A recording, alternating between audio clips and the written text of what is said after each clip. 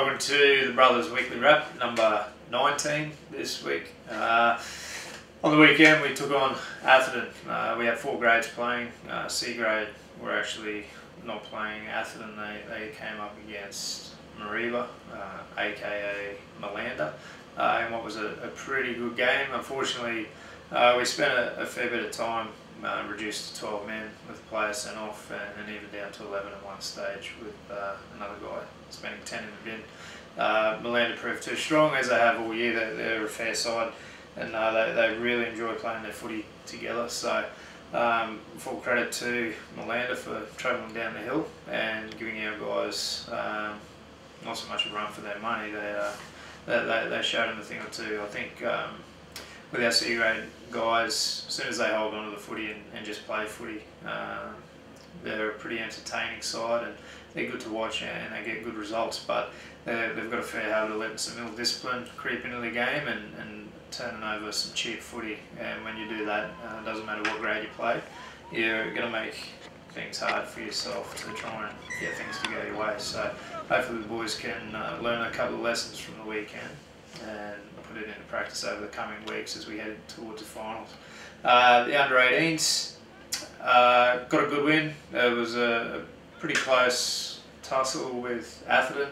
Atherton started the season really strongly. They're undefeated through the first 7 or 8 rounds, and they've sort of got a little bit of a wobbly boot on at the moment, but they came down ready to play on the weekend and made it a pretty tough effort for our guys. But fortunately, our 18s got through in the end with a nice little win, which puts them back into the 5 as well, and they'll be in a pretty determined position for the remainder of the season.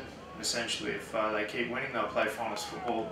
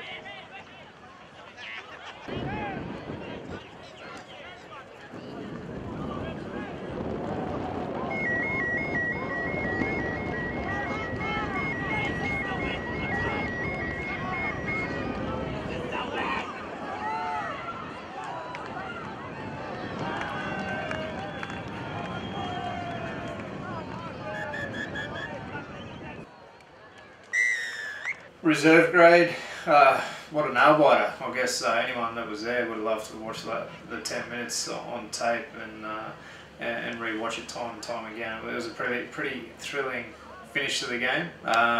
Again, Bondi and his boys can be their own worst enemy at times, just turning over the ball cheaply.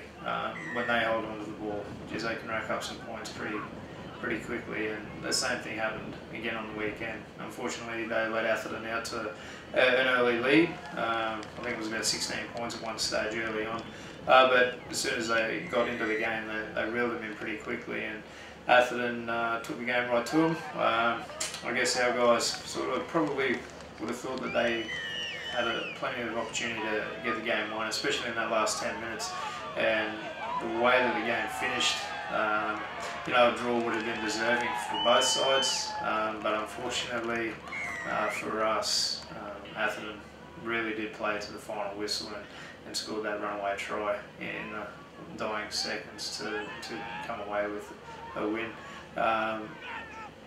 That puts reserve grade in a bit of a, not so much a dicey position. They're pretty well assured of a finals position, but I'm pretty sure Bondi will be keen to get the boys in a winning habit and get some momentum as they head in towards the finals next month.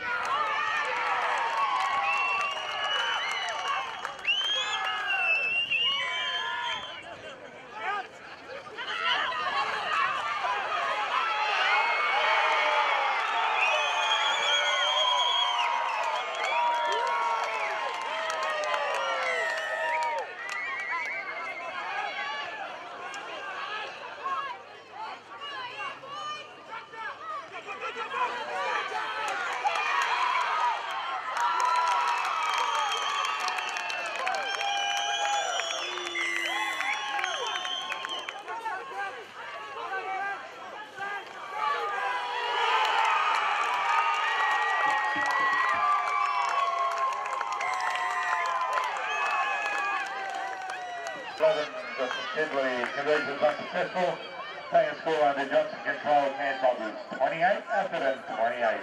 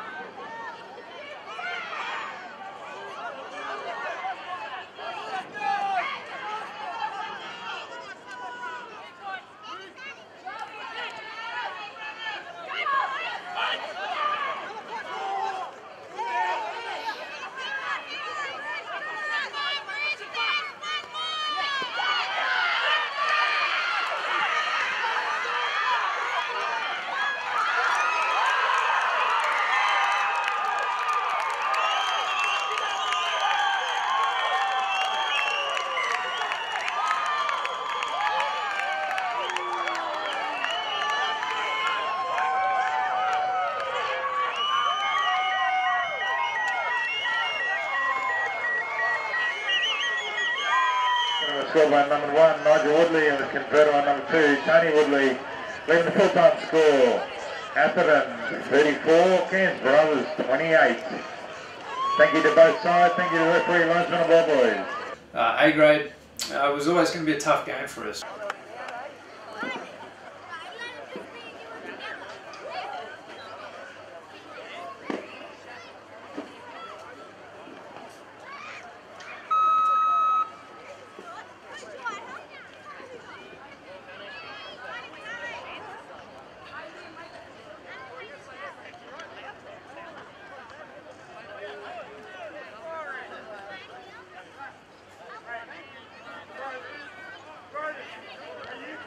Minute silence is in respect and honour to the Keogh family, TJ Keogh and Kate Keogh and their family.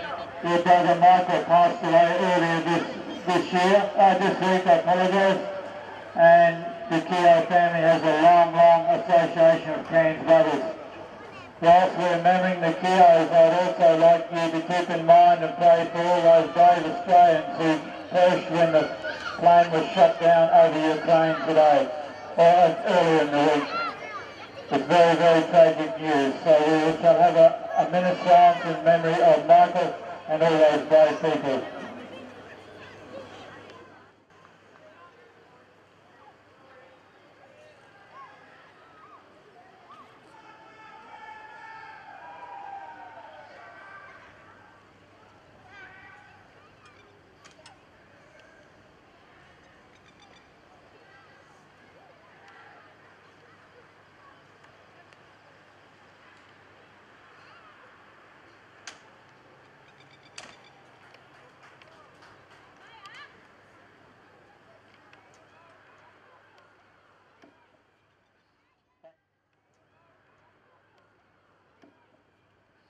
Thank you very much, ladies and gentlemen.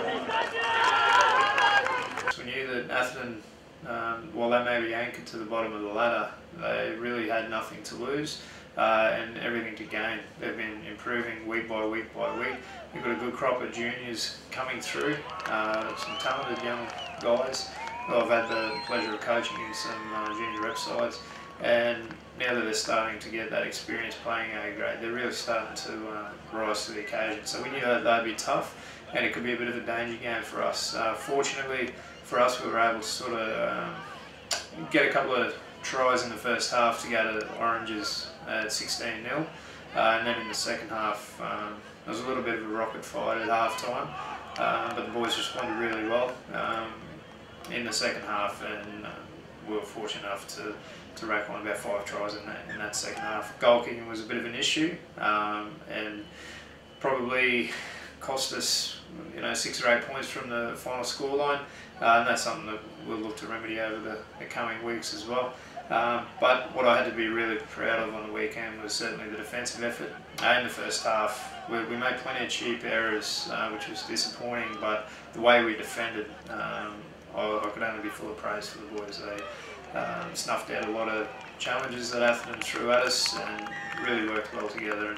And to go to half-time with Atherton on the donut was very pleasing, and it remained the same way for most of the second half. So from that weekend's game against Atherton, there's a couple of performances that I was really happy with. Lockie Palmer in the back row, he's really starting to hit his straps, and I've got to say that I had my heart in my mouth when I saw him go down with some injury on the weekend. Luckily it's nothing too serious. He'll miss this week, which is a big loss to us, but he'll be right come Edmonton in a couple of weeks, which will be very handy. But he's really hitting his straps. He runs a beautiful line defensively. He's always solid, and it's his attack that's really starting to come along, which is most pleasing at the moment.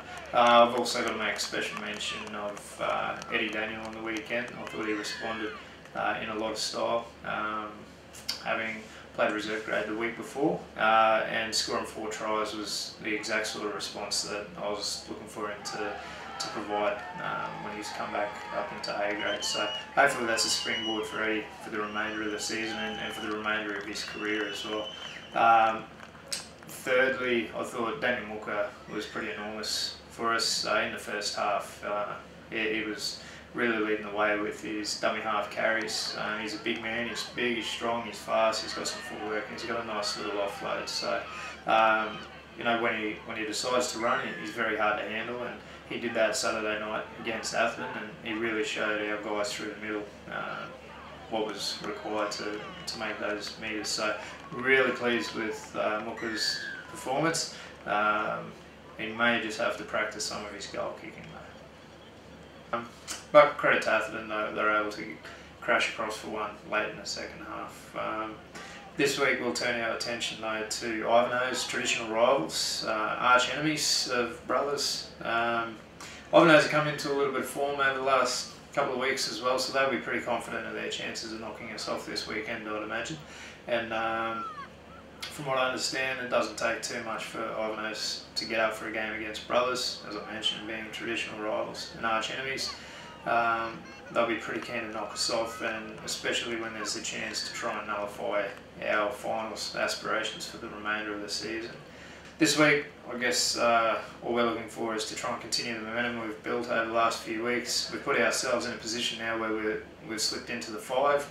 Kangaroos have got a game in hand against Innisfail, but I guess at the end of the day, if we can continue to win our games, then we put ourselves in a position where we play finals football in September, and that's obviously the main goal for everyone at this stage. We'll take games one at a time, beginning with Ivanhoe's this weekend in what really proves to be a pretty tough encounter. So Saturday night out at Smithfield, looking forward to a bit of a ding-dong battle, and hopefully we come home with the chocolates. Until next week, go the fish.